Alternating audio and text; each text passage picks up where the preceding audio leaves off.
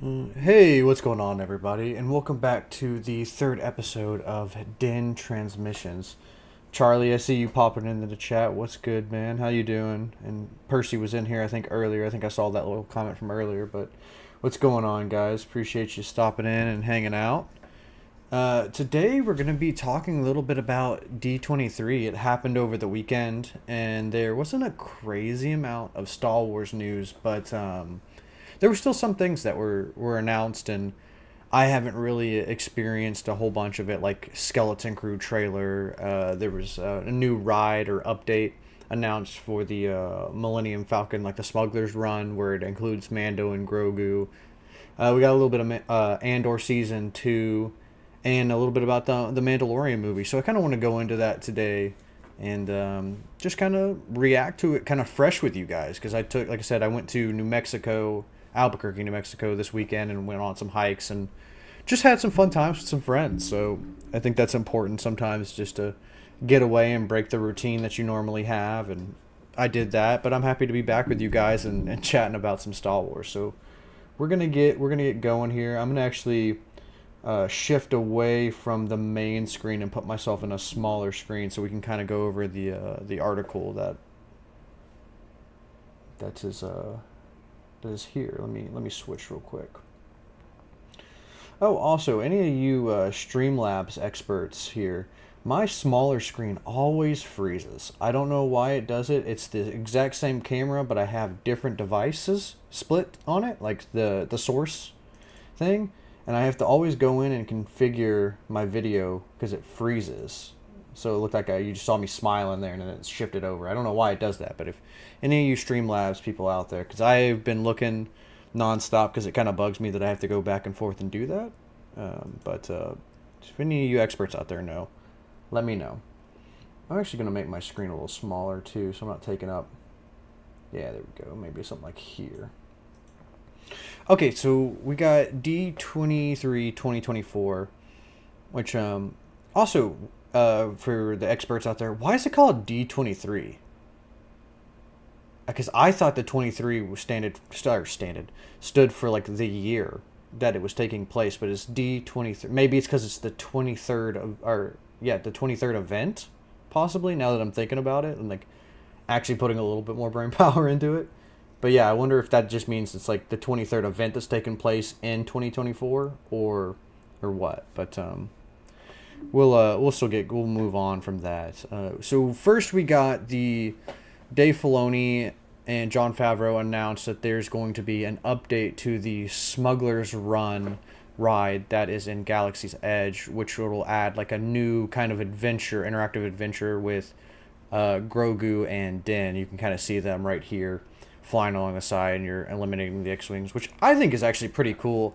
The Smuggler Run that you get essentially when I went, it was Chewbacca is allowing Hondo to take the Falcon, borrow the Falcon for a smuggler's mission, essentially, and you're a part of the crew that helps Hondo complete it, and then you got all this stuff, which it was pretty fun. It was cool, but I think a lot more people have ties to like Din and Grogu, so I think that'll be cool once we kind of get that. And I wonder if we'll have that maybe for let's see. Oh, it says in 2026. Oh no, that's for the film. But I wonder when they're gonna start updating that, because it would be cool maybe to do that in Japan when I go to Celebration for Japan. But I think D23 stands for the first year of Disney.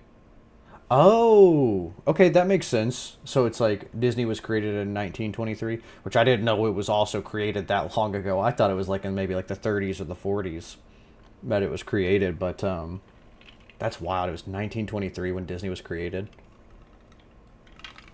I feel like that would make more sense than like the amount of events that happened, because 23 kind of seems a little low unless they just started doing that, like 23 years ago. I don't know how long. If it's like kind of like how Star Wars Celebration is, where it's every year, or sometimes they skip a year. You never know.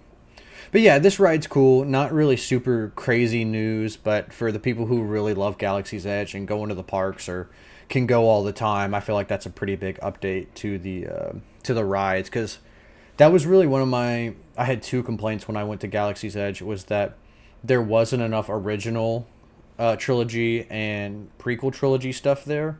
It was basically all centered around stuff that happened after Return of the Jedi. So like the George Lucas era of Star Wars kind of feels like it's and that if that's like the one that you gravitate towards the most, like kind of feel like you're getting left in the dust a little bit there. It's a lot of like sequel trilogy and like a lot of the stuff that Disney's created, which is okay, but you know, I felt like it didn't like Disney tries to make everything feel kind of all inclusive, and I felt like it didn't really include a lot of like the prequel stuff and the original trilogy, the OT.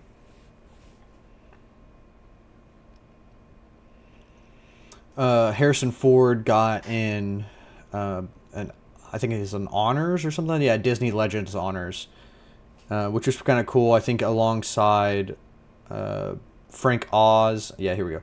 Frank Oz and composer John Williams, which that's kind of cool. I don't know exactly like what that kind of entails. I imagine it's just like you're part of like the legacy like founder group because he was one of the first ones. Harrison Ford, you know, been with, you know, Star Wars for a long time. Has been with Indiana Jones, and same with John Williams and Frank Oz. They've done so much stuff for Disney that they're being honored. So that's kind of cool in that regards. Maybe like the kind of like you get like the star in Hollywood, but maybe like the Disney version of that, which is just pretty sick. Hey, Stanley's, what's going on, man? Appreciate you stopping in and saying hello. Miley Cyrus got an award too, but yeah, who gives a crap about her? She's not in Star Wars. This is Star Wars related. I don't give a crap about Miley Cyrus. Put her in Star Wars. Honestly, I think she could come up with like if you like put her in like a costume and maybe made her like an alien or something like that. I could totally see her being like maybe like, you know how in Solo when they go on what's his name, Dryden Voss's like yacht, and they're like doing like smooth jazz or whatever. She could be one of those people for sure. But yeah, she got an award. Good for her. That's cool. She's a Disney legend like Harrison. Yeah, I mean, I guess she is because like a lot of people grew up with like Hannah Montana and stuff like that. I think that's all she did for Disney. Maybe I'm wrong, but that's the only thing I really like know her from when I was a kid is she did Hannah Montana. But yeah, I mean, that's cool. Good for her. But yeah, we got, you know, Harrison Ford, Frank Oz, and John Williams. That was really cool that they got, you know, their moment in the sun. And yeah, so I want to move on to kind of, this is kind of more like the meteor section. Like that's cool that they got the awards, but that's not really what this Transmissions is going to be about. A lot of it's going to be about Skeleton Crew. So I thought we would watch the trailer and just kind of, I haven't seen it yet. Because apparently all this stuff came out like 3 or 4 days ago, maybe 5. I don't remember I don't know what day it fell underneath, but yeah, let's give it let's check it out. Oh, here, let me full screen this for you guys. Oh, hey, look, there's me. Guys, watch it. Watch me. But yeah, we're gonna, what is it? Oh, it's only like 1:42. Well, yeah, so what I'm gonna do with this is I'll sit and we'll watch the whole thing, and then I'll kind of go back through and give my thoughts on it.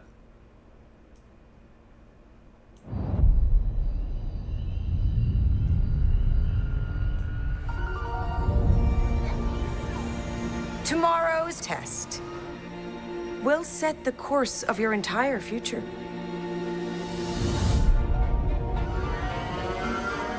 Don't you ever want to do anything exciting? Like what? What if we could go anywhere we want in the whole galaxy? A real adventure. No more pretend. I found something buried in the woods. What do you think it is? I think it's a lost Jedi temple. Hello? Be careful where you step.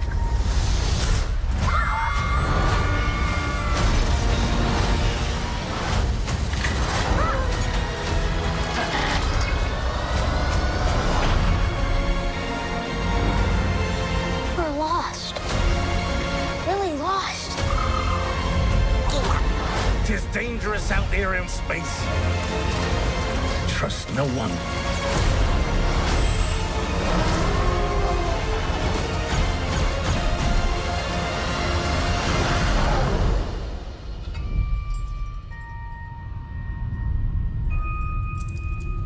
You're a Jedi.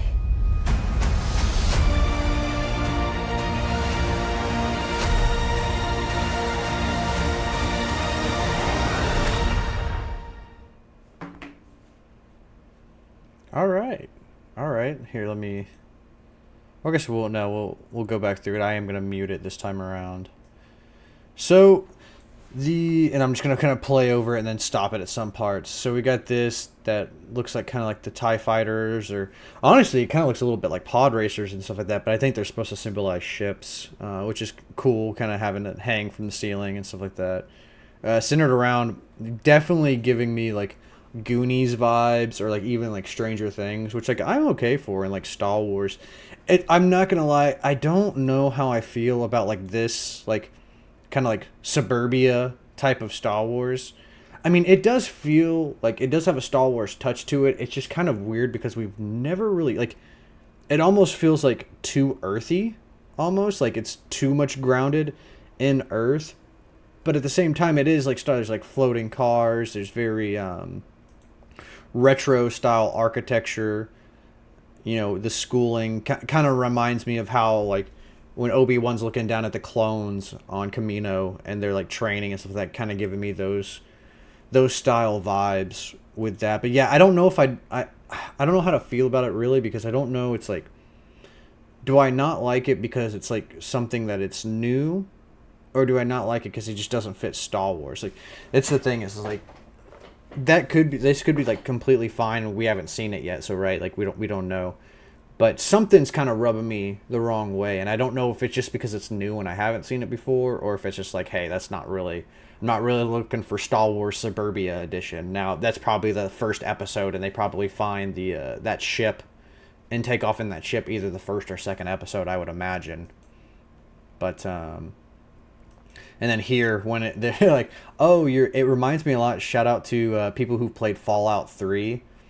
You take an exam like right at the beginning of the game, and it decides like all your like strengths and weaknesses and all that stuff. And when she was like, oh yeah, this test will like define like who you are in life and like your roles in society.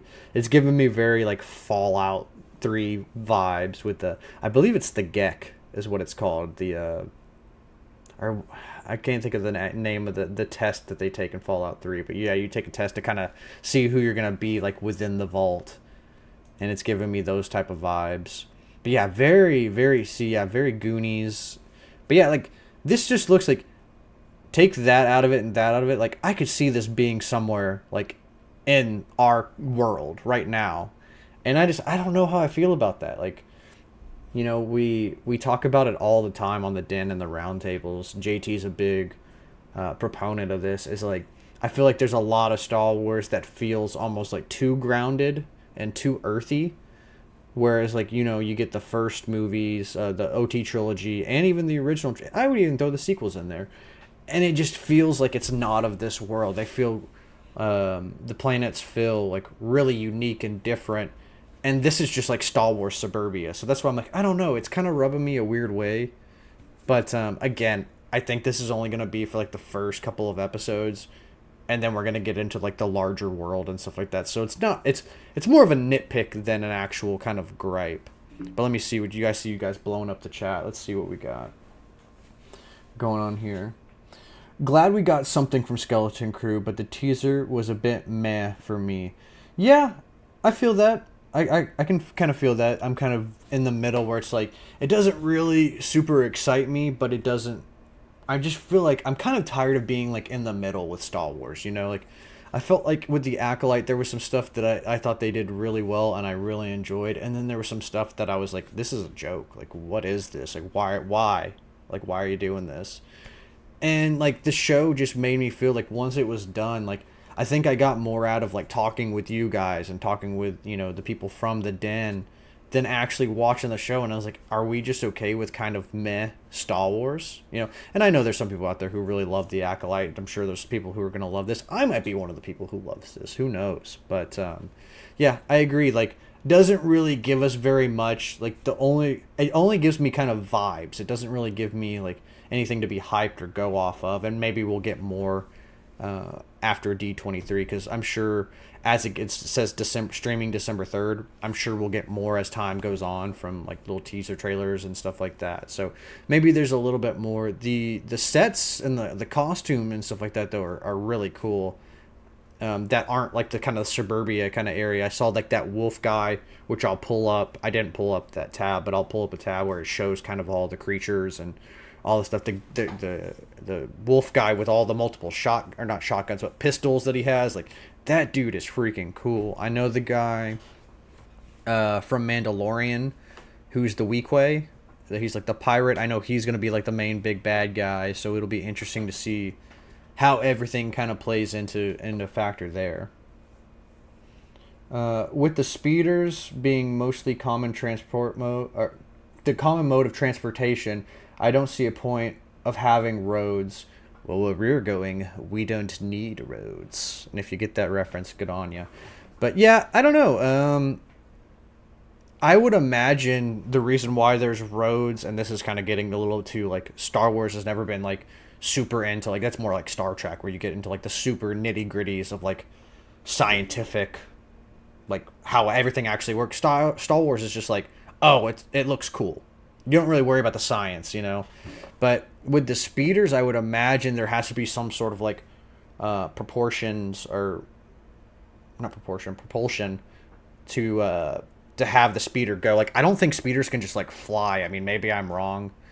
But I think, like, especially, too, when, I'm trying to think what it is. There's a scene, I think it's Dooku. Well, Dooku's kind of flies through the air, doesn't it, though? Now that I'm thinking about it, because I was going to use Dooku as the reference, but when he's escaping in Attack of the Clones, he's like flying through the air. So yeah, maybe you're right. Yeah, I don't know. I don't know on that one. To be determined, I guess. I think it's just targeted at a younger audience, which is something they haven't done yet with live action shows yet. Yeah, for sure. You're just talking about they're targeting younger audiences with Skeleton Crew, definitely. But I think that, you know, if it does have that, like, Stranger Things or Goonies vibes, and they do it really well, like, I love both of those. I love that show and that movie. Stranger Things is done very well, written great. It nails the aesthetic, and if they can do that with this show, where we kind of get, like, a more Stranger Things, Goonies, and they nail it, I'll be happy. Like, I don't need lightsabers or anything crazy like that. I mean, we'll probably get a lightsaber, because I think Jude Law is a Jedi, and he'll probably break it out at some point. But yeah, I think the show does have potential. It's just like kind of like what Stanley's was saying. It's not really giving me much hype as of yet, because we haven't really seen anything besides some cool set pieces and some costuming. Big Fallout vibes from the trailer. Might be on purpose because that was so popular. Maybe. The Fallout exam. Oh, the GOAT, dude. Stanley's, you're the GOAT, bro. Freaking coming in clutch with the knowledge.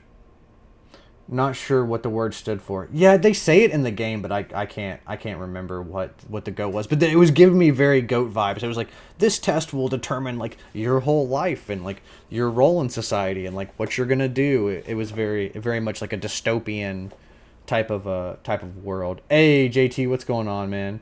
Appreciate you popping in here and saying, hey. Hello. The pirate from Mando Season 3 was Vane. Yeah, what did I say? Did I call him something else? I know he's a Weequay. And that costume, probably one of the best.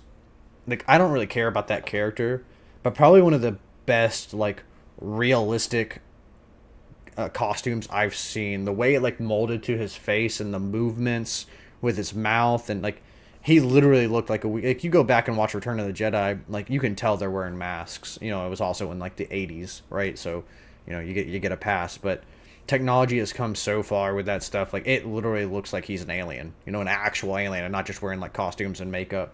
So I'm excited to see what he brings to the table as far as bad guy energy. And maybe, I don't know if that wolf guy is also, like, working with him or not, but if so, that would be honestly a cool cosplay to do. I'll bring him up here in a minute. Because you see him better in the shots when they were displaying all the costumes, because he's kind of in the dark on this one, but we don't see that species a lot. We see it in the 2003 Clone War, and I'm blanking on the species name, but we see it in the 2003 Clone Wars, and I believe we see it, it's either in Jabba's palace or it's in the cantina when Luke and Obi-Wan are going to talk to Chewie and Han about needing a ride somewhere. But I don't remember where we see that wolf style character, because I know that was kind of like one of the first also iterations of like what they thought Chewbacca might be, and then it kind of moved to like Zeb, how Zeb looks, and then it moved to like what Chewbacca actually is. Anakin chasing Zam in Attack of the Clones was miles up, but he wasn't in a, I mean, I guess he wasn't a speeder, I guess, right? I'm thinking like what they're writing in this image right here, where it's like a but yeah, like the actual physical like car, like basically like the car version of a speeder, I guess that would be. So yeah, I don't know why they probably just to make it look more familiar or something like that. To be honest with you, I couldn't tell you. But here, let's go through here. Hey, at least theirs actually looks, instead of being the Book of Boba Fett, at least theirs is in universe. Like it actually looks like it is a part of Star Wars, which is freaking nice. Jeez, could have done that in Book of Boba Fett. Don't even get me started on that, but yeah, like the of course yeah, but see, you got, oh my goodness, I'm trying to pause it on that scene. Yeah, you got the cars, you got the it just looks too real worldy to me, and I think that's maybe why it's rubbing me the wrong way. It just like, it looks like you could go somewhere in the world and see, maybe not floating cars, obviously, you got to kind of suspend disbelief there, but that's really like, it's like modern day life, but just with a few sci-fi elements added to it. And yeah, the Max Rebo character is kind of funny, and how they interact. Like what? I know they're a kid, but it definitely does sound like interesting. Like what? What if we could go anywhere we? Yeah, look, like you see, like the Thorian like walking the dog. I do like, dude, I would live in one of these houses in a heartbeat, but I just don't know what they feel. They just feel like retro, like kind of like futurism, a little bit, you know. And then maybe it's just because we haven't seen it in Star Wars yet, and maybe that's why it's just kind of rubbing me the wrong way. But like, this is definitely a way different vibe than what we would get on Tatooine.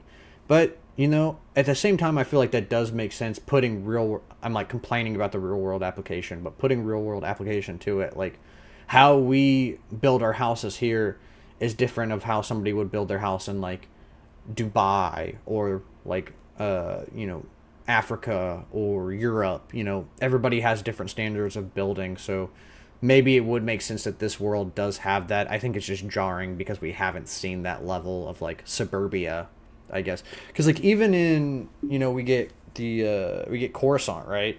And Coruscant's just like a basically like New York, but like on steroids. If it had like multiple layers and like there was no grass, no anything, you know, just all steel, you know, and metal. But yeah, I don't know.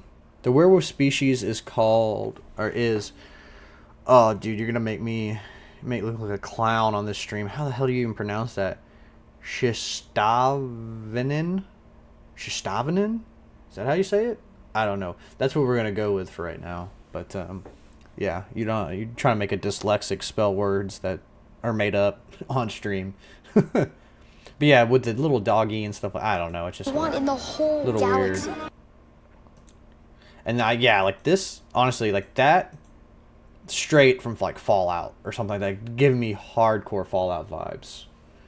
Maybe not as much Star Wars, but I don't know. I mean, this kind of looks like a more like well-off neighborhood. Everything's like manicured and done up nice and stuff. So maybe it's just a more rich neighborhood. You get the stories, I guess, that he's reading about Jedi and all that stuff. That's cool with the. I like that they're starting to add, you know, I thought she was going to be, I'm blanking, maybe Stanley's, you know, because you're like the lore master right now.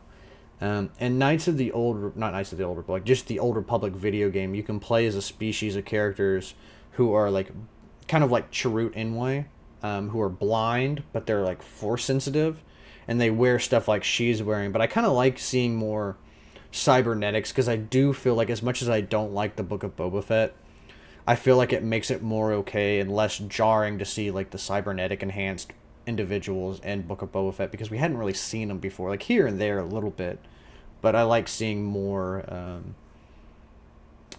sci-fi, like kind of cyberpunk almost aesthetics going on with this.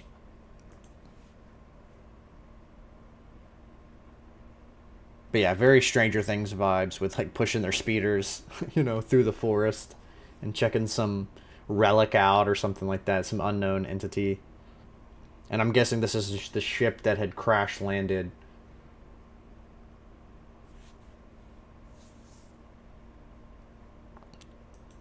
Maybe a pirate ship or something like that. You kind of like that's the Goonies vibe right there with the cobwebs and the skeleton and it moving. And then you got I'm guessing he's like the pilot. So maybe this was because it kind of looks like the planet that they land on is more of like an industrial. Yeah, see, like here, it's like an industrial kind of complex. So maybe it was just like a scavenger ship that crashed somehow, and they activated it, and then it just rebooted and went through its logistics, and now it's going to like the world of whatever this world is. But if I see one more Force in Star Wars, man, yeah, that's what I was saying. And I know you're not a big component of the forests and the real world stuff. I'm not even concerned. I would rather see this than this, to be honest with you. Like, I'm not really crazy about the Star Wars suburbia. I don't know, it's just rubbing me the wrong way. Like I said, I don't think it's going to be an issue. I think this is going to be in one episode, maybe two, and let's just go crazy and say that it's in 3 episodes and they leave on the 3rd episode. It's going to be such a small part of the show. I can kind of overlook it, but I agree, we need more, I don't know, maybe some more magicalness to the planets, like we need more Mustafars or like Utapau or Polis Massa or whatever it is. Like I think we kind of need, because even the ring and Mando, like that was cool, right? Like it could have been something like that where you have this sort of thing but you're on like a giant ring or something like that, and maybe we'll get that because we don't see what the planet's like. It's just, this is just feeling too real world-esque. And I know that was one of George Lucas's like main things when creating Star Wars is he didn't want it to look like anything. He wanted to have some real world grounding, but he didn't want anything to look like it came from this world, which I can respect, and I think they need to kind of do like really focus in on that, because the worlds have not been there's just the planets. I'm not talking about like the set building or the creature design or the prop design. I'm talking about the actual ideas of the worlds themselves. I think they need to give a little bit more oomph to, I guess.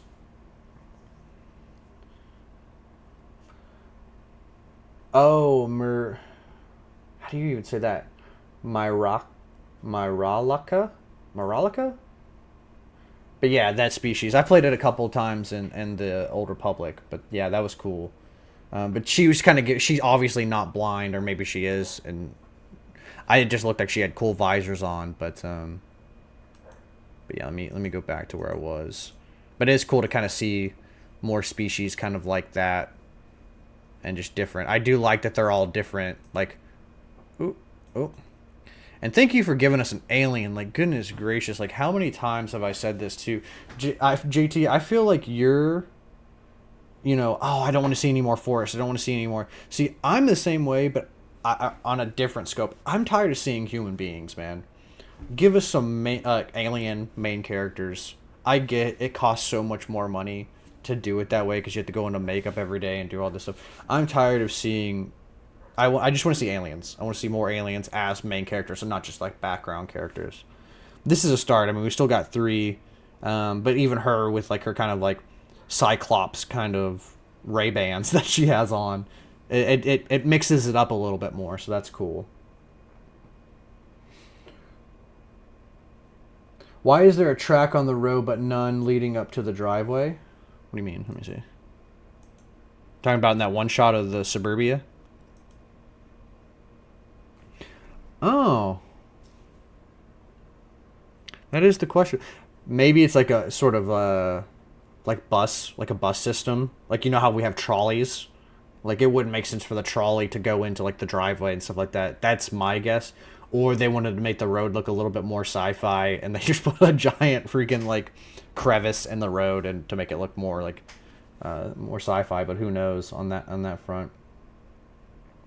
America is canon? Yeah, I guess so, because this does look like a... Like, you could totally put this in, like, on a hill in, like, California and stuff like that, and I'd be like, yep, that's just California, right? You know? It's a dude dressed as an Arthurian in California. Looks like he has, like, a little French bulldog or something like that, or an English bulldog walking around. Nope, I'm on that same scope, too. Too many humans in Star Wars, agree. Yeah, I don't know, I just, like... Or even, like... in video games, right? Because you have to create everything from scratch in video games. I'm tired of seeing, like, and we're not going to make this a video game stream because the past couple ones have been video game streams, like, even in stuff like that, like, where you could 100% do it, and some of the excuses that some of these people give, they're just like, I get maybe more of, like, the movie side and the TV show, because it takes hours and hours and hours to put on the makeup, the prosthetics, making sure everything works properly. I totally get it. But, you know, I don't know. I just think it'd be worth it. But in the video games, it's like, oh, well, like, you can't connect with like, bull crap, dude. If you write a good character, it doesn't matter whether they're green, white, if they have horns, if they're a slime person, if they're a dragon, if they're freaking an ogre. If you write a good character, people will resonate with that character. So the people are like, oh, well, we can't make an alien-centered video game because it just won't speak well with the audience. Like, bull crap. That's just an excuse for lame writing. You can't write a good character, and that's the excuse for it. So I can't remember who. There was one game director who said that for some. I think it was for Battlefront 2 or something like that. I could be misquoting that, and I don't know. But there was one game director who was like, oh yeah, the reason why we don't make aliens the main protagonist is because you can't connect with them as much as like a human being. I was like, that's... I don't know. You need to go touch some of this grass in California over here and look at the sunset, because I don't know what's going on, but it ain't it, man. It ain't it. The minimal use of aliens in Andor was my only issue with the show. Yeah, I agree. I think that too was just because, well, no, it didn't really have a low budget, did it? But yeah, I don't know. I mean, the aliens in the backgrounds of the show like have been weird. I think Acolyte did a good job. I don't remember how I felt in Ahsoka, because it was mostly just Ahsoka and like solo journeys.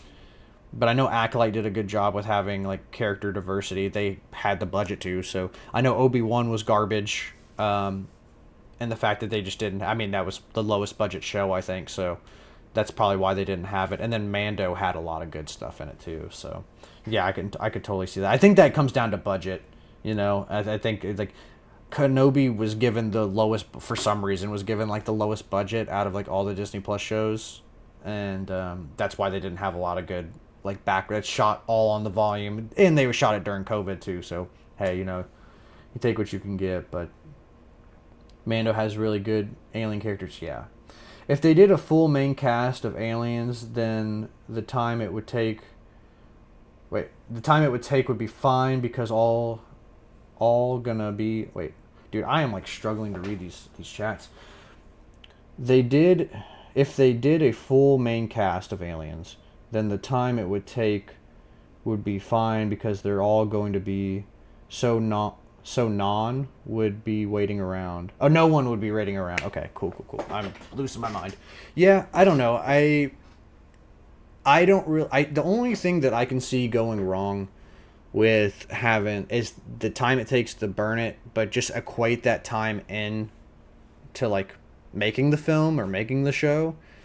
And then the only thing is just make it...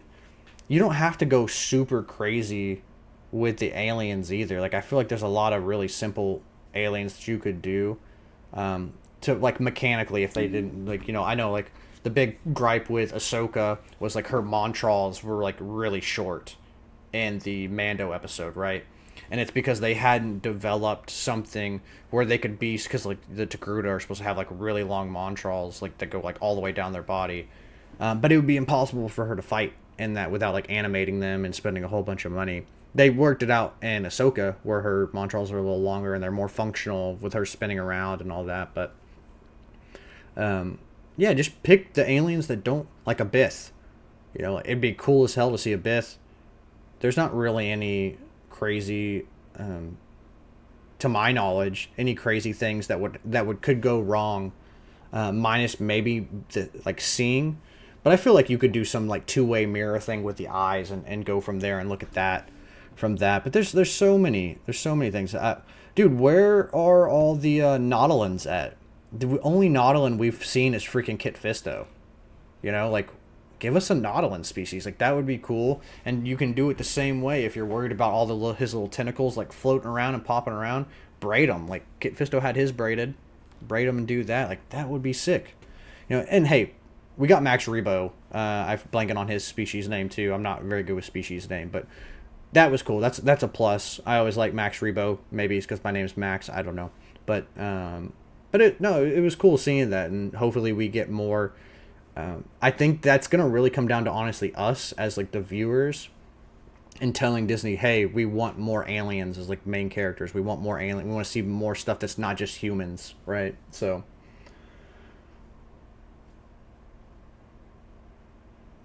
I remembered a lot of alien characters in Kenobi. Maybe I only watched Kenobi like once all the way through, and then I seen like little snippets of it here and there watching episodes. But from my recollection, I didn't see too many. But maybe I'm wrong on that.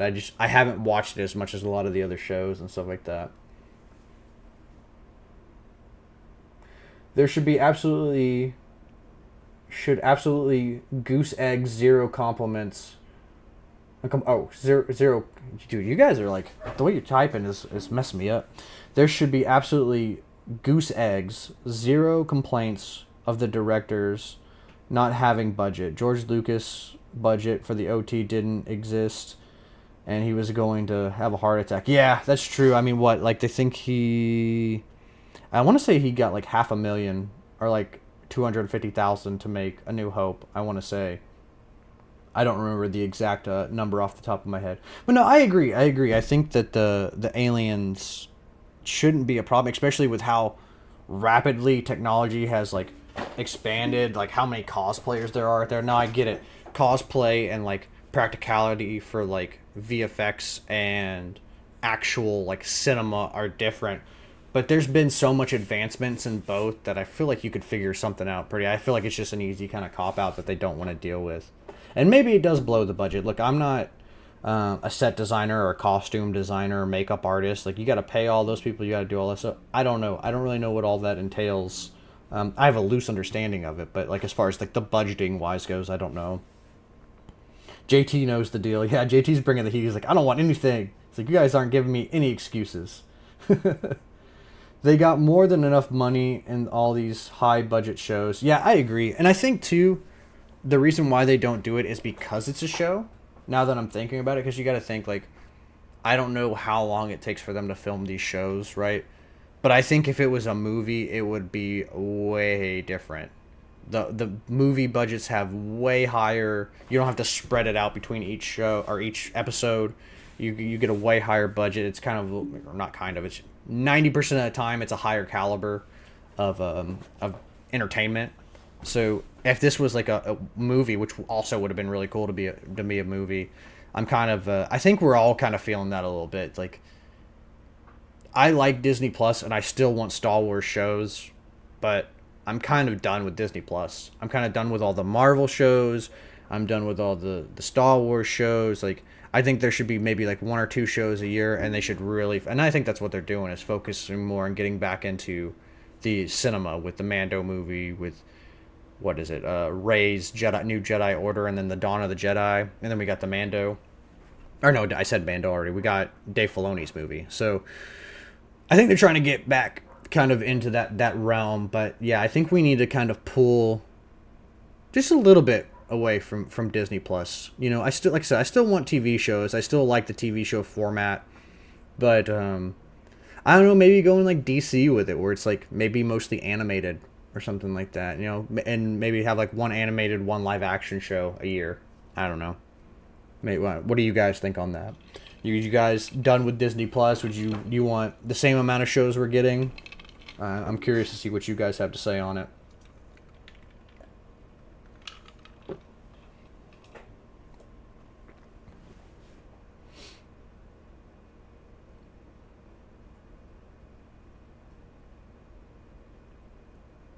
Facts, Percy. Only almost too much for what we get. Haha.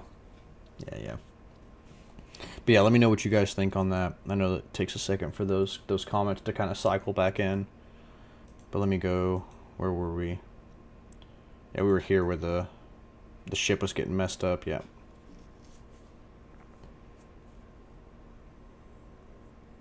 Hyperspace. Seeing hyperspace never gets old, I'll tell you that. See, like, hold on. Go back.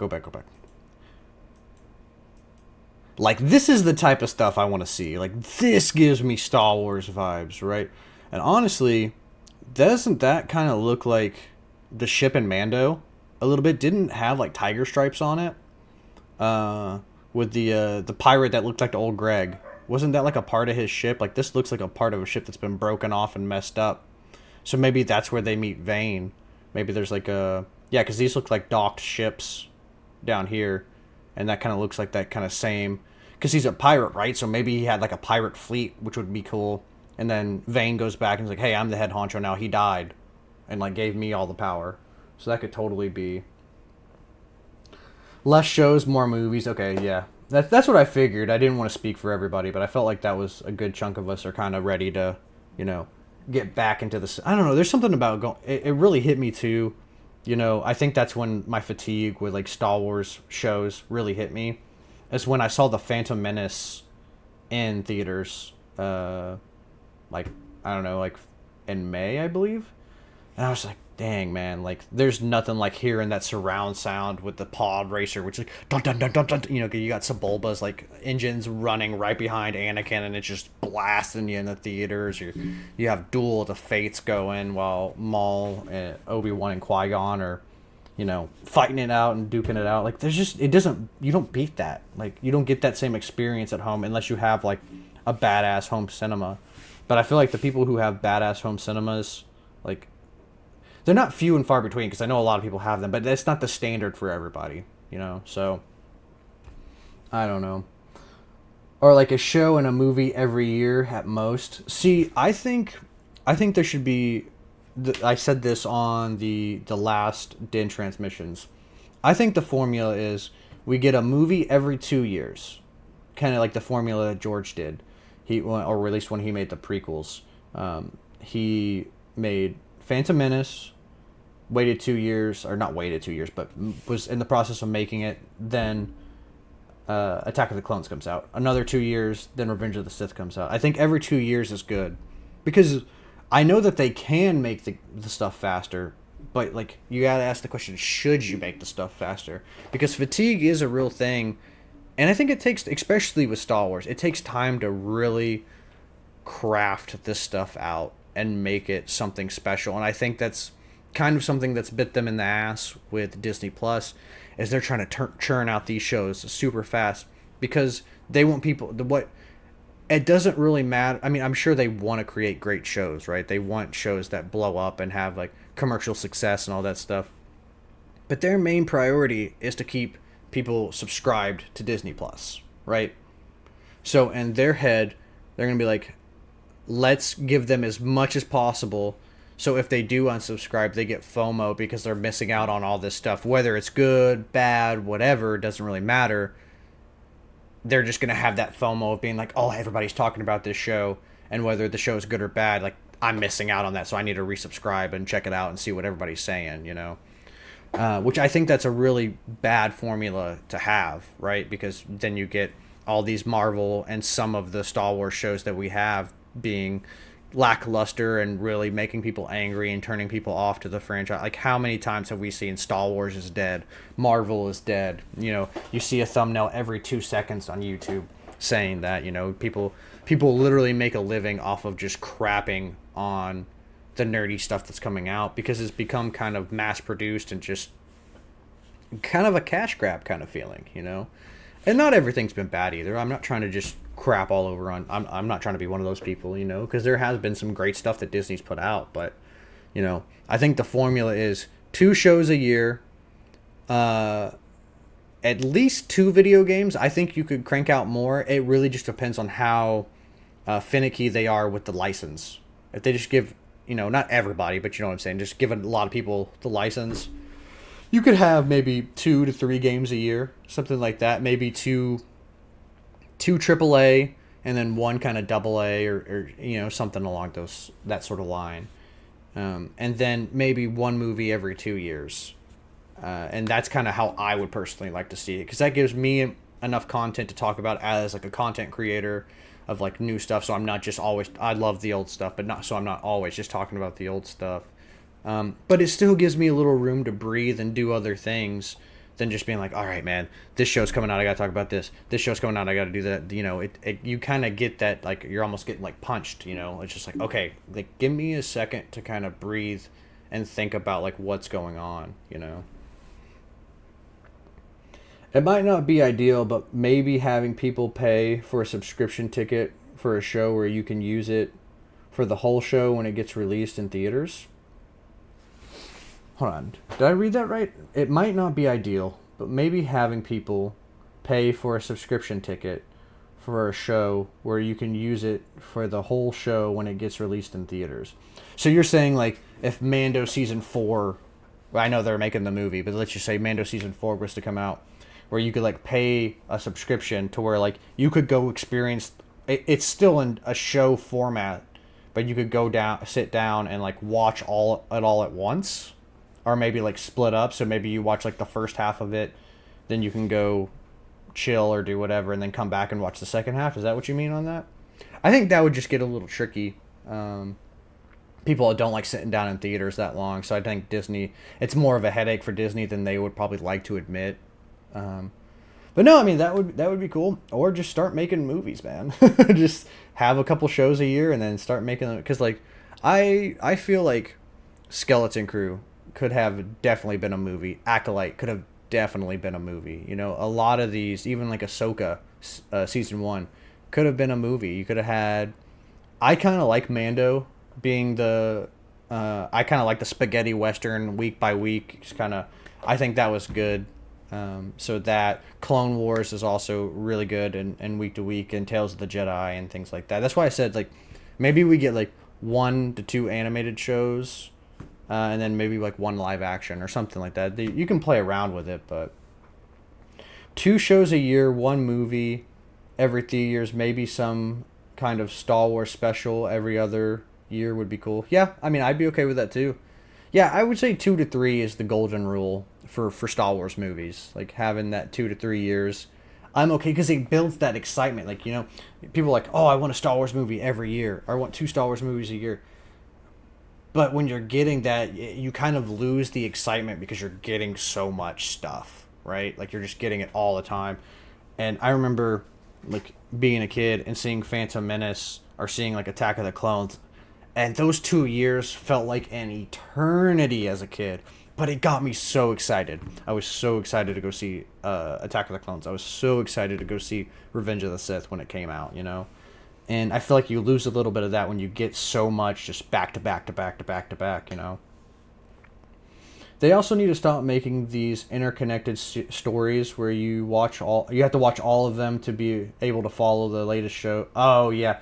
Well, I think that's not even just like a Star Wars thing. I think that's just Western media as a whole, where like Marvel kind of did it, right?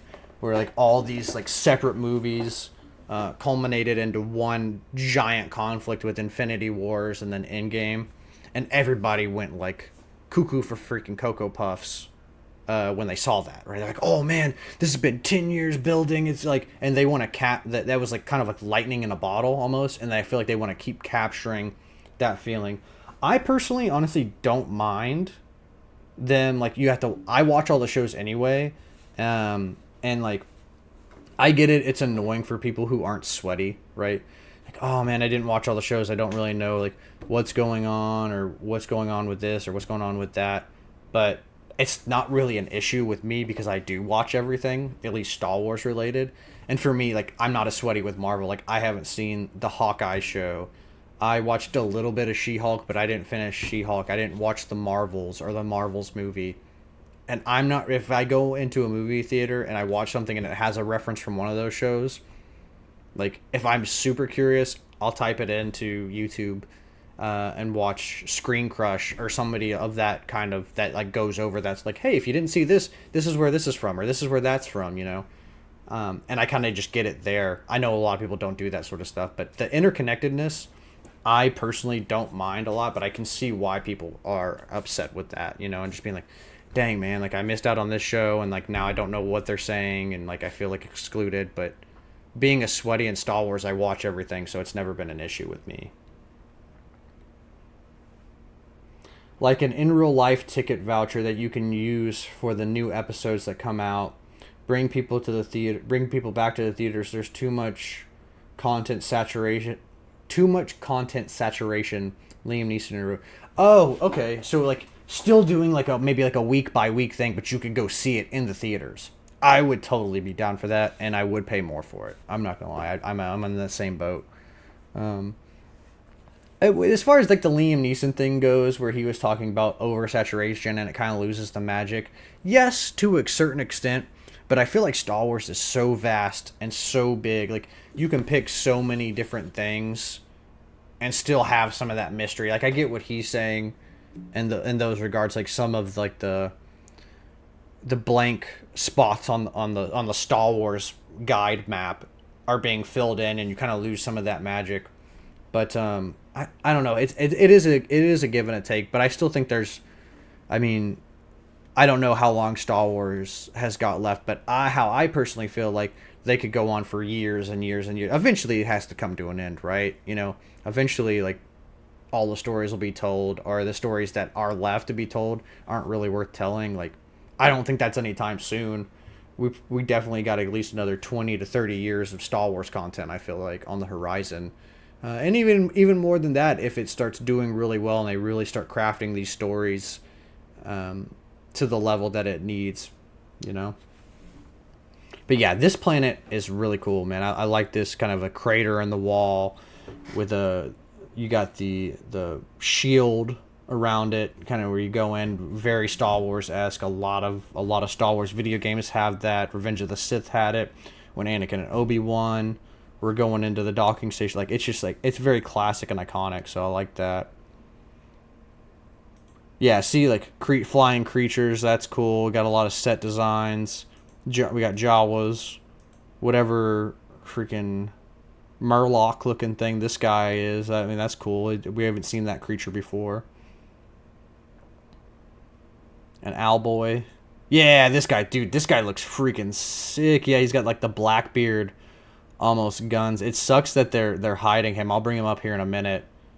But definitely cool. I hope we see a lot of him. What the heck was that? That was like a mud crab or something like that. It shows it for like literally 2 seconds. I don't know if I can get it. I don't think I can get it. Oh, no, I missed it. Let's see if I can. Yeah, it's too quick. Oh no, hey, look. Yeah, like oh no, he's like a junk crab. You see like a R5 or a astromech droid here. So he's like probably on that planet. He's like a little like a, you know what it reminds me of? If you guys have seen Moana, where that guy's like shiny. It reminds me like a realistic version of him with all the junk and stuff. And I don't know, too, these X-Wings, I don't know if they threw this trailer together. It looks weird how they come. It looks like somebody like literally takes them like with a toy. It doesn't look like how you actually, like, look at that. I don't know. They're like literally like nose diving it. And then we get Judd Law using the Force. And that's kind of, he's like, oh, you're a Jedi. So, yeah, I don't know. My thoughts on Skeleton Crew is, it has my curiosity. I'm definitely down to give it a chance. I feel like it's kind of like a low impact to where, like, if it is bad, like, it's not going to, like, wreck anything or do, like, I don't know. Like, I don't really have much ambition for this, but, no, it could be something really cool if it's done right. I know it's made by the guy who made, Spider-Man Homecoming, John Watts and Christopher Floyd, which I don't know, or Christopher Ford. What has Christopher Ford done? Is he the writer from Spider-Man? Let's see. Okay, yeah, he is Spider-Man Homecoming. So he hasn't really done anything. I haven't seen any of these other movies. So I don't really know what else he's done, but yeah, Homecoming was good. I enjoyed that. So, but here, let me Skeleton Crew. I want to show you guys. I'm sure you guys have seen it too. Skeleton Crew, costumes. Oh, here we go. Yeah, there we go. See if I can like actually pull it up. I can actually see. Come on, man. Let me zoom in. Let me zoom in on these bad boys. There we go. So we got Vane. We don't know who this is. So yeah, I'm guessing. But yeah, dude, that looks so cool. And honestly, I wonder if they repurposed the Boba Fett pants. This kind of give me Boba Fett pants kind of vibe. But dude, that dude looks sick, man. The glowing eyes and the wolf. Like, I would 100% cosplay that. Like, that looks so cool. And then all these guys look sick. And then that's the droid that flies the ship. But got some ingots down here and all that stuff. But yeah, I'm excited for Skeleton Crew. Like, I'm gonna be real. We'll watch that. That's Mandalorian. I couldn't find any Mandalorian footage, so I have to like watch a YouTuber watching the Mandalorian footage. But we're gonna go into that here in a second. But yeah, honestly, as far as my thoughts on this, like, it's cool. If it really nails that Goonie Stranger Thing vibe, great. I love the practicality with the creatures, and it looks like they're really going with a lot of prosthetics. So I'm cool on that front. And it kind of looks like it's more of like almost like the level of like Andor, where it's not a large scale conflict. It's not like a Skywalker saga level conflict. It's just like a blip it in the galaxy that like something happened somewhere, you know. So I'm cool with it. I'm cool with it. Yeah, and then we got Andor Season 2, which I don't think we got much from other than the announcement that Ben Mendelsohn and Alec Tudnik are returning. We kind of already knew that. Director Krennic, Ben Mendelsohn is playing Director Krennic, and then Alec Tudnik being the K2SO voice, and I think he did a lot of the mocap too. So that'll be cool. I'm excited. Andor Season 1 I thought was really good. The only thing, really for me, the only thing I didn't personally like with Andor Season 2, or sorry, 1, was I don't like Cereal Boy. What's his name? Cyril Karn? Isn't that his name? I didn't like Cereal Boy. He was a little weird, and I watched it through again probably last year, and I just skipped all the scenes with him in it, minus like the first confrontation after he gets like demoted and sent to like live with his mom's place on Coruscant. Like, I skipped all those scenes, and the show was fantastic. I just think they really hurt the pacing of the show, and I just probably because I wasn't interested in his character. I just want to see what's happening with Diego Luna, you know, and then the people on Ferric. Droid has a peg leg, dang, haha. Yeah, he did have a peg leg. I didn't really like the new Spider-Man stuff. Iron Spider-Boy wasn't my favorite. I prefer they reset his character in No Way Home better. Oh, you preferred it? Yeah, I mean, I don't know. I Spider-Man's my main like superhero, so I don't know if I just liked it because of that, but I personally really enjoyed Tom Holland's Spider-Man. I liked all of the stuff. And I'm excited to see, because they kind of just, and we'll get back to D23 here in a second, but they kind of took his story, and instead of giving him one origin story like they did with Toby and Andrew, they moved it out into 3. So basically we're done with his origin arc, and now we're about to move into another kind of like I guess a saga of another, 3 movie, another arc essentially, where he's like kind of Spider-Man now. He is Spider-Man, he's learning, he's making mistakes and stuff like that in the first 3 movies, and now he's kind of like come into his own, and he can kind of move past and move to what Tony Stark wanted him to kind of be and what Tony saw in him. So I'm really excited for what they do. I think Tom Holland's I've liked everything that he's been in. Not even just Spider-Man. I've enjoyed all his stuff, and I think he resembles Peter and the awkwardness very well. But that's all. We're gonna move on from that because I don't want to make this a whole Spider-Man stream because I could talk about that for years. Hey Charlie, thanks for popping in, man. I saw you in here earlier, but I guess you you popped out real quick, but yeah, appreciate you stopping back by and saying hello there.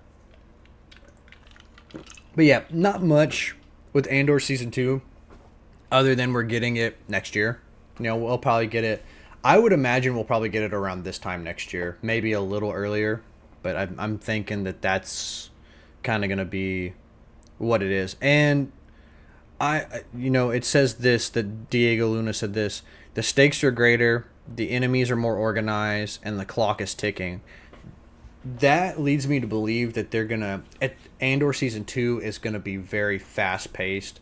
I know they already said that there's gonna be time jumping in between some of the arcs, which I'm really excited for, because I think what Andor 2 really needs is, I want, like you said, more stakes, more like covert, like, I see Andor as like a even grittier, Cassian Andor is like even a more grittier kind of like James Bond, where he's just like, he's somewhere between like James Bond and Saw Gerrera, I feel like, where he's kind of smooth in some of the ways that he can sneak in and out. He's good about thinking on his feet and working his way into sort of things.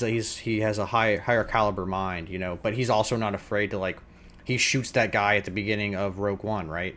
Because the guy can't climb out of the thing. So that's a little bit more Saw Gerrera-esque, where it's like, I'm going to do whatever I can for the rebellion, And I want to see that, I want to see we get that awesome speech at the end of Andor with why I'm like, my mind's going blank. What's the main guy who's organizing everything? He's giving the speech to like the Imperial like officer.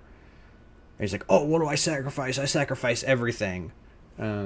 His character, like, to really give that speech more emphasis, I really want higher stakes. I want to see more, like you said, more, the enemies more organized, the rebellions popping up. Like, I just want more from Andor Season 2, and I think they'll give it to us, so I'm pretty excited for it. I was killing sushi. Okay. I see you eating some sushi. Apparently, Season 2 will connect the Mon Mothma episode and Star Wars Rebels. I'm okay with that, because, like, they, in Rebels, she needs to be, like, evacuated because she's, like, compromised. And I really like that. Mon Mothma was a character I really didn't know I needed more of. But that actress that plays Mon Mothma in Andor, like, nails Mon Mothma, and like all those characteristics with like, oh, I'm showing you like what's in my hand, and then by the time you see the other hand, I have a dagger to your throat. Like, dude, chilling line. Like, that's so freaking peak, So I'm excited for that. When she denounces Palpatine, yeah, that's gonna be cool. He has to turn almost into a soulless rebel. 0 F's given. Yeah, and that's what I'm saying. Luthen, thank you. It's Luthen Real. That's the character. I don't know. When I have all the names, all the stuff, and then as soon as I go live on my live streams, it's like my brain just like turns off. It's like you can't remember any names, any planets, any species. You can't do any of that stuff. If I'm off screen, bam, bam, bam, got it like that. I don't know. It's something about going live. But yeah, no, he's got, and he's already had a little bit of that soullessness, right? He was on that prison. His not girlfriend was like tortured. His like mother, dies, and he's not there to witness that. He's gone and he's in prison. And he really kind of gets like a sense of purpose and like, wants that. But I think there's going to be I feel like in Rogue One, there's a lot of darkness that's implied with Cassian's character, right? And I think that would be really cool to see it. Plus him like kind of running into a K2 unit and like reprogramming him and making him badass. Like, I think that'll be cool. And I hope that's kind of sooner rather than later. But we don't know when Cassian gets K2 like along the way. So hopefully he gets it and K2's with him for like the majority of the season. I think that would be kind of funny, kind of giving them like almost like a buddy cop, like spy thriller sort of vibe. But we'll see on that. And then Orson Krennic. It's always going to be cool to see more of him. I think Ben Mendelsohn like really nailed his character, so I'm excited to see more of the Moffs in that regards. But yeah, I don't think we got anything other than like them saying, hey, it's right around the corner, it's going to be bigger and better than, promises an even larger scale of the galaxy, encompassing visions from the second season. So we're gonna get some good stuff with it. I think. Season 1 was a little slow for my taste. I really enjoyed it though, and I'm excited for season 2. Now we're gonna move on to the Mandalorian movie. Jon Favreau and Dave Filoni came out and they were talking. I think they had a picture of like the Rebel base from season 3, and I kind of watch. Now I'm gonna mute this because she has it's a reaction video. Go sub to her because I'm using her content and stuff like that. If you want that, but somebody filmed some of the D23 footage, which there isn't much. It's very snippety, but we're gonna go ahead and watch that. But I am gonna mute it because I don't. No offense to her, but I don't really want to hear her. I just want to watch the stuff. So we got Mando messing up some snow troopers, which was pretty cool. The Razor Crest is back. We got Zeb, which I'm still confused. Like, again, maybe it's the sort of thing, we got a movie budget now because it's a movie. So they have the money to, like, render Zeb. Because that's the only reason why Zeb wasn't in Ahsoka, is because they didn't want to spend the money to have him render him in each scene and move around with it. I think it was personally a big mistake. I know Percy probably agrees with me too. I know he's a big Rebels fan, that he's kind of absent for what's going on in Rebels, and he's such a huge part of the Ghost crew that it's kind of weird that he's not in there. But, hey, at least we get him in some Mando and stuff like that, right? And maybe he finds another Razor Crest or something, because Mando has another Razor Crest going on. Yeah, we got the Snow Troopers, which is super sick. It looks like they're inside of an AT-AT. At least that's my guess, because we see some in the next photo. But yeah, that's cool. They're on some sort of snow planet or something like that. It could be Hoth. There's so many. It could be Ilum. There's so many snow planets. But it is cool to see Mando kind of messing everybody up and fighting. Yeah, I see. He's on like a... What are these? Are these ATTRs? RTs? Kind of Clone Wars vibes, which is really cool. It's cool to see it like in live action, which I get. We see a little bit of those in Revenge of the Sith on Kashyyyk when they're killing all the Wookiees and they're like, "Oh, these Wookiees are dead. We need to go to the next area," and that's my awful Tim impression. But yeah, it's kind of cool seeing him pull almost like a Fast and the Furious against these AT-ATs. And then yeah, I'm not really super crazy about and then that's all this, like I said, they didn't really give us much, but I'm not really crazy about, they probably just did this for the sake of simplicities and also for normies, the Mandalorian and Grogu. Maybe we'll get a different name for it, who knows, but I don't know. I think that's kind of a very bland name.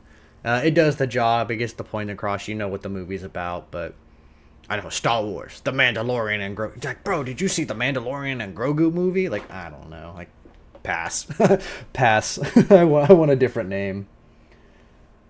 They definitely made and finished Zeb for the Gina Carano in Rogue One, or Rogue Squadrons.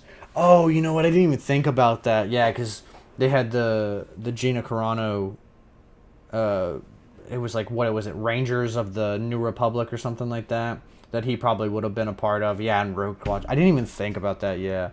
Now, because some BS, they have to repurpose him now. Last we heard about him was in Ahsoka training the pilots. Yeah. I'm cool with seeing Zeb. I think they did a really good job. He looks great in all the shots that he was in. So I'm glad that, even though the Gina Carano show didn't work out, the Rangers of the New Republic, which, I would have watched it. Cool. I don't really care. Rogue Squadrons actually sound pretty sick, and I hope that they reslate that or something works out to where they can... I was always a big fan of the video games. That's probably one of the first Star Wars video games I ever played was Rogue Squadrons for the N64. And I haven't read a lot of the books, but I've heard a lot of people who were into that, kind of dogfighting in space and really into the space combat, love those books so much. So I'd be down to see kind of like a maybe like a Top Gun style Rogue Squadron style movie. Yeah, ATRT. Okay, that's what I thought. That's what I thought it was. ATRT. They just have all these different AT something T, it kind of gets confusing from time to time. Gina Carano, yeah, I knew what you were talking about. Yeah, Rangers, you're right. Yeah, Rangers of the New Republic. Yeah, like I said, not really.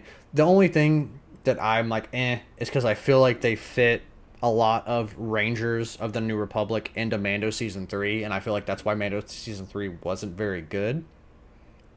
Which maybe that's a good thing that show did get canceled.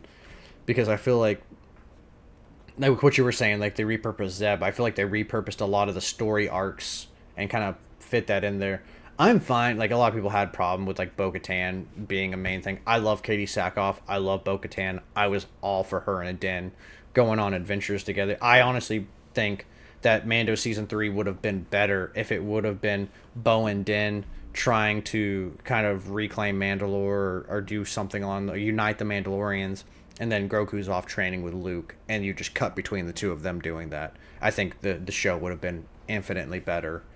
And wouldn't have kind of squandered what they had made for, like, Season 2 with, like, Din making the sacrifices to, like, get Grogu to the Jedi and, like, have him be trained. And so, I don't know. That's just me.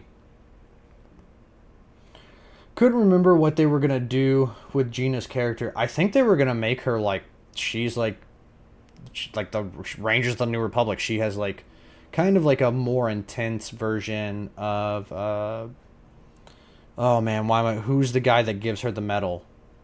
Who's the guy that gives Carson Teva? There we go.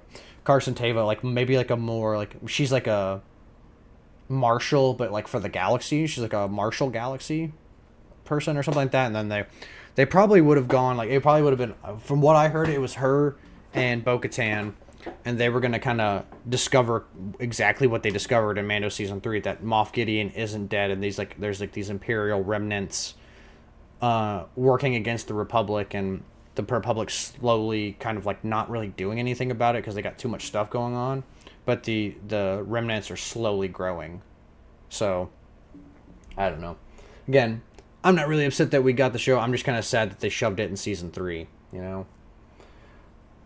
Not gonna lie, as soon as I seen Season 2 in that title, I'm not sure if Din is going to live. Is going to live. Pedro's getting busy as hell. Yeah, well, I think they worked out something where, like, he basically is just doing the voiceover.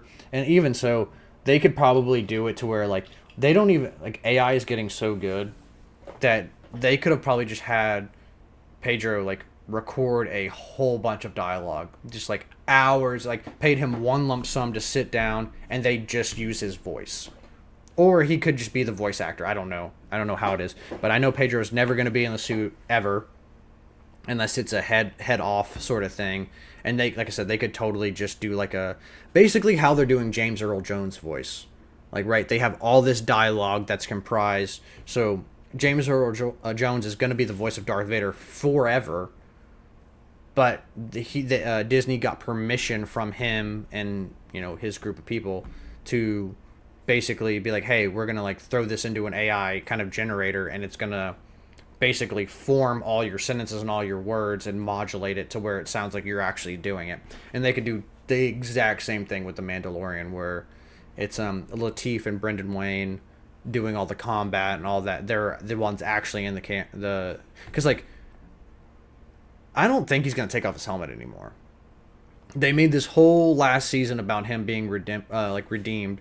I highly doubt we're ever going to see him without his helmet off again, especially because Pedro isn't really interested in doing The Mandalorian anymore. So they could totally just generate his voice.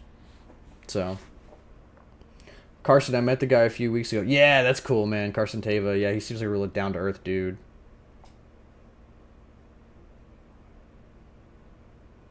Some are into sports. I'm into sci-fi. Hey, let's go. I'm right there with you, man. Crazy how Mando had a whole arc of him taking off his helmet to 180 and never taking it off again. Yeah, well, I think the reason for that is because Pedro, because from what I've heard from, you know, people talking about it and Rebels with, like, Freddie Prinze Jr. or Sam Witwer or even Katie Sackhoff, those voice actors don't get paid shit.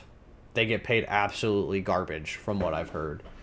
And I would imagine Ashley Eckstein, and all the other people that were in, like, Clone Wars voice actors, like, they're all getting, you know, basically get paid nothing to like be some of like the biggest characters in some of the biggest stories in Star Wars. And at that time, you got to think like Pedro was blowing up. He was in The Mandalorian. He was signed to The Last of Us. Now he's gonna play like Reed Richards and stuff like that. He was literally blowing up. And he's like, guys, is like, I'm like the hottest star in Hollywood right now, and you're paying me a voice actor salary. Like, nah, that's because I think the problem arose in season 2 because he wanted to like renegotiate his contract and be like, yo, you're not going to be paying me a voice actor salary, you know?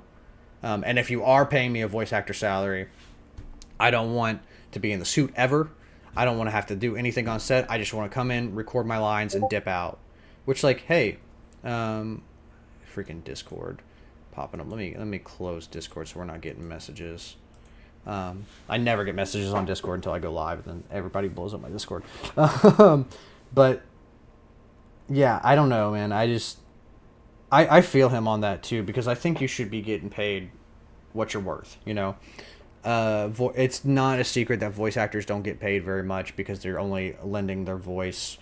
And he was blowing up. He was a big time actor. He was very popular. He's coming off a lot of stuff. Like, and I'm saying, get your bag, man. The studios have the money, and they're just being stingy with it. So I can't really fault him for wanting to get paid more, you know? He got into the new Gladiator next. Yeah, I don't know. We'll see how that one's going to be. I'm a little so-so on that one. I don't know how they're going to do another Gladiator movie, but we'll see. Maybe they just got something around the corner with it, so I'm open to it. But yeah, here's Zeb.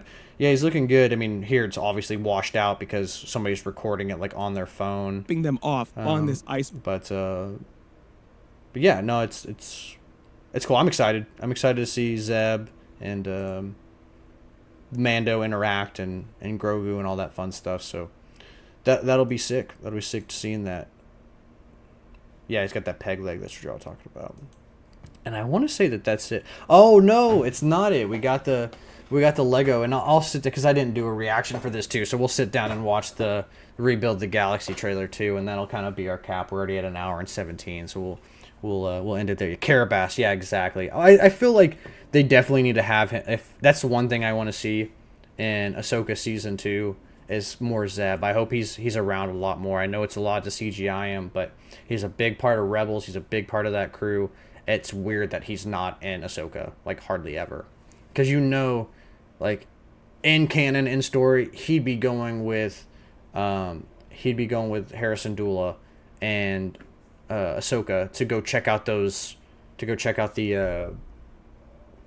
what was it on Corellia, the ship built in yards. He'd be going and doing that. Like, maybe it's different because he's training people now, but I don't know.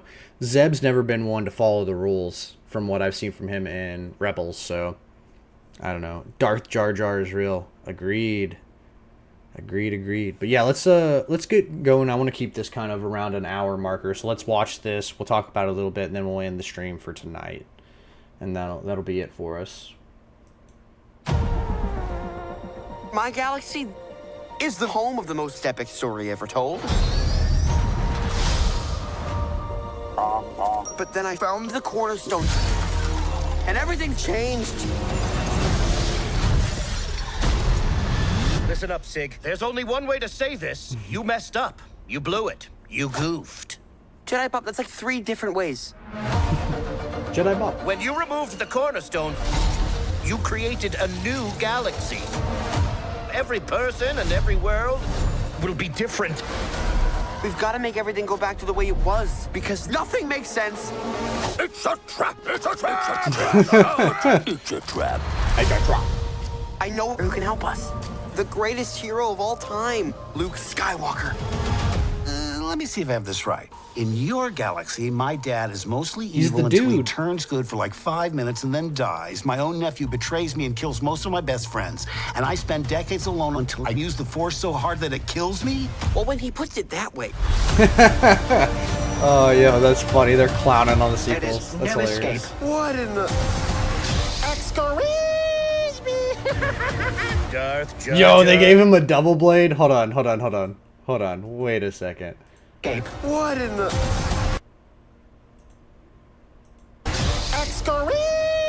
Who are all these? That's cool. We got like other Sith Lords too. Yo, is that I don't even know. But that's so funny that they gave him a freaking double-bladed lightsaber. Yo. Darth Jar Jar. I won't have it any other way. Ridiculous. Oh, time to go. X-Wing TIE Fighters? Ewok Bounty Hunters? Yo, okay. Yo, Lego stole my idea. I have an original character that is a Ewok bounty hunter, so I'm excited to see that. It probably won't come to much, but yo, Lego, I want royalties, man. You spent your life telling stories about heroes? Maybe it's time to be one. Woohoo! Yeah! Oh, yo, is that Redeemed Vader? Hold on. Yo, it is Redeemed Vader. That's cool. This party's just getting started. Hold on, let me go. Getting started. Yo, so it's General Grievous, Yoda, Bosk. I don't know who these others are. Mace Windu, and they're wearing the prison outfit from Andor. Yo, are they all gonna be prisoners on that, like, where the Death Star was being made? Yo, that's hilarious. Started. We're losing power. We're gonna crash. Scary, scary, scary, scary. The Force will guide us. It will? Here's hoping. Oh, come on!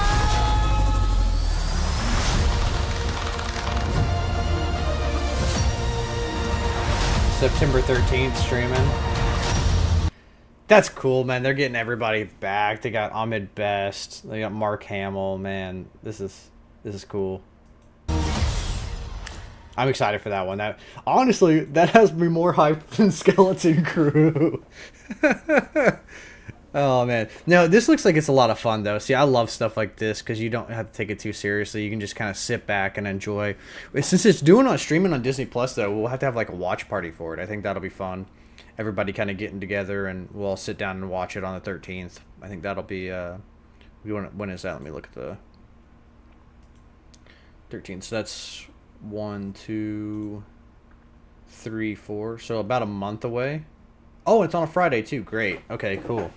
Yeah, we'll probably do that. Like on the 13th, we'll watch it at like 7 p.m. or something like that. As it gets closer, I'll make an announcement about it, like on the community tab. But yeah, dude, that looks like so much fun.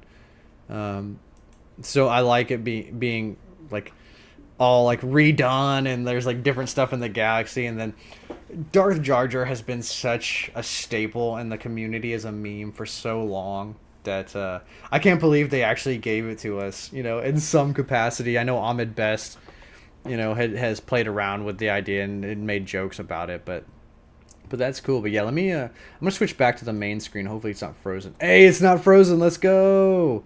That's what's good. I'm gonna get out of this because that's all that was announced at D23. At least from my research that I saw, that was the only thing. So let me pull you guys up real quick, and then we'll close this bad boy out.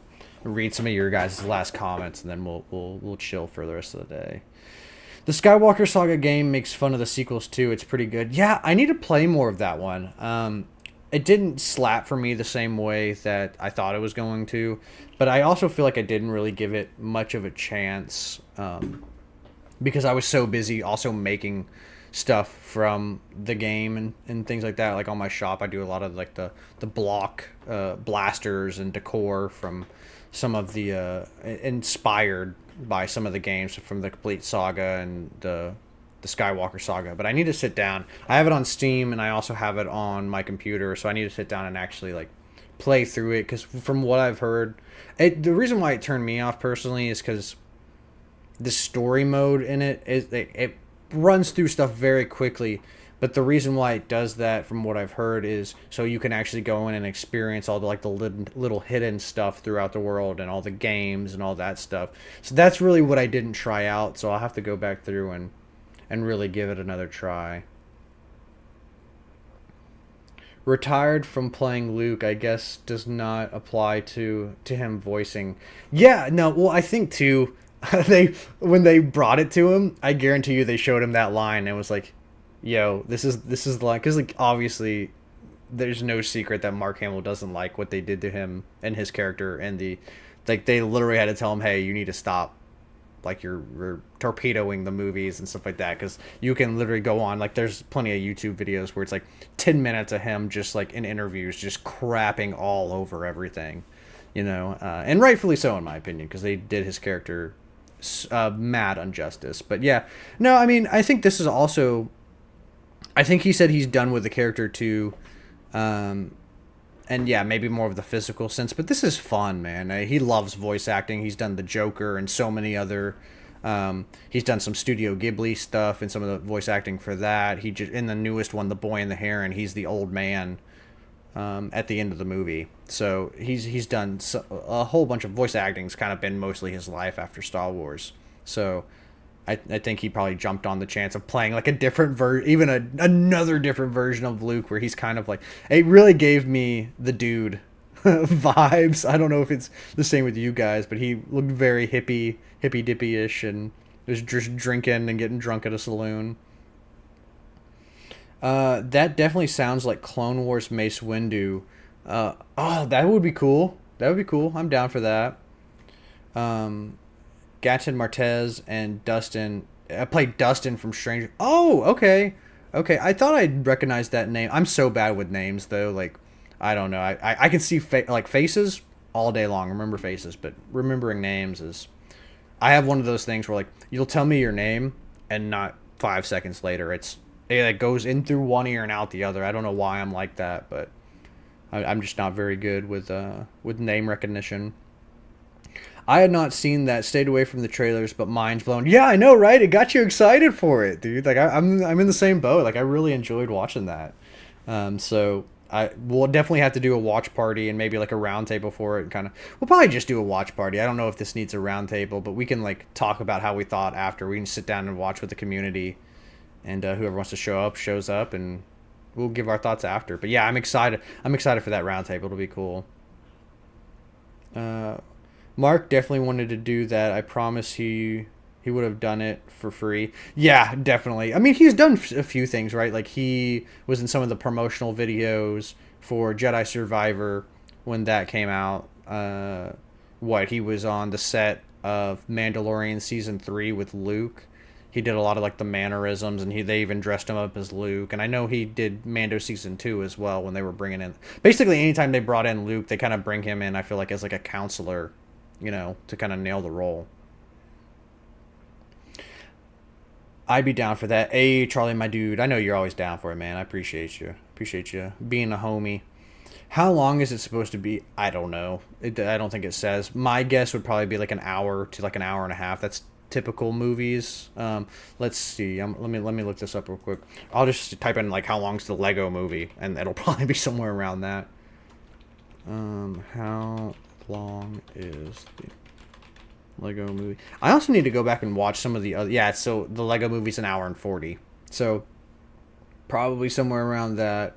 I would have to say probably an hour and a half to an hour and 40 would be my kind of guess for that. But yeah, I know there's like a Halloween version of it, and of the Lego movies and stuff like that. And I think there's like a summertime vacation, which they're a little sillier. They're not meant to be taken